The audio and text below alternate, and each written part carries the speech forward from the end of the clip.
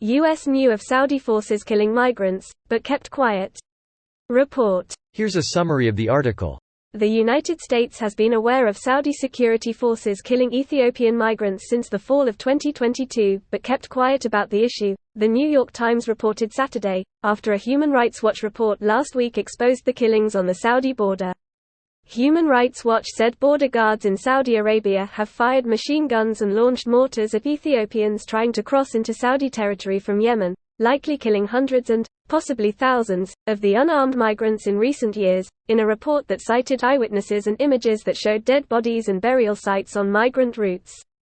The killings came up while U.S. President Joe Biden's administration was trying to squash past troubles in bilateral relations with the Saudis and advance a potential normalization deal between Saudi Arabia and Israel, a factor that potentially muted the White House response, The New York Times reported. Deputy U.S. Representative to the UN Richard Mills vaguely mentioned the issue at the meeting, stating, "We remain concerned by alleged abuses against migrants on the border with Saudi Arabia."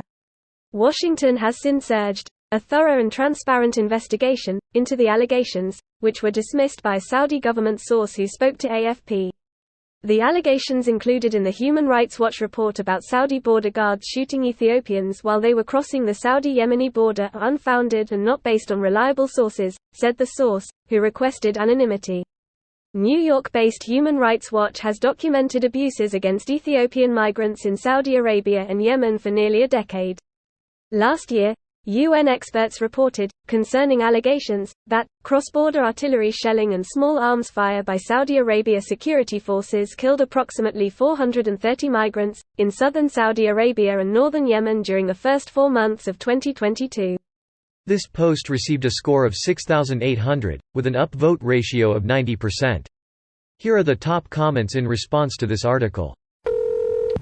Interesting title. Meanwhile in the article.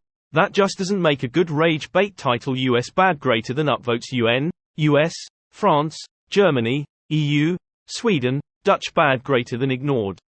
To me is the irony from the actual newspaper publishing this. First thing I noticed too.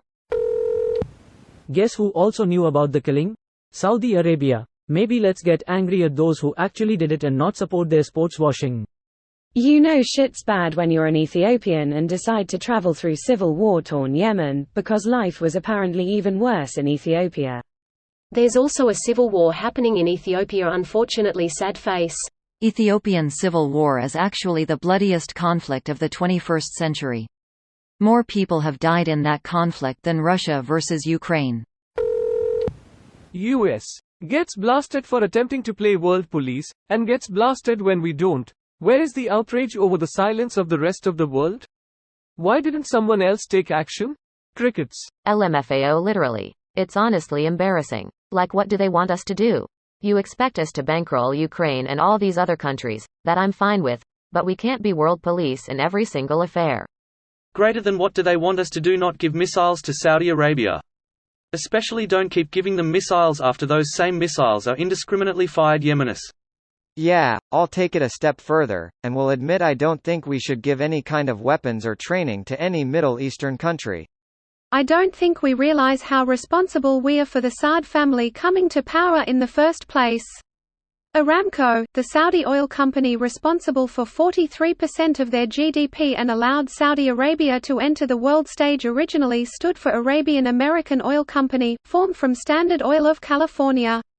Saudi is our baby. I mean, the Saud family was already in power, no?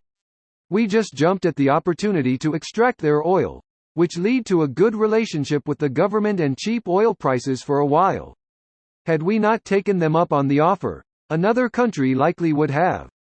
Britain was especially interested in securing the peninsula so it could be a buffer for its empire in India, that's in addition to its interests in Persia.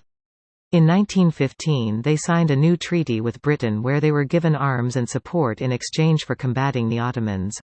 They used those same arms to snatch Mecca and the Hejaz kingdom in the west from the Hashemite dynasty. So the Saudis were always a critical part of British strategic policy and projection into the Arab world even before petroleum became a thing. This video was automatically created by Reddit to speech. The article and comments in this video were selected from Reddit according to their upvotes, and any paraphrasing was performed by smmry.com, without any human intervention.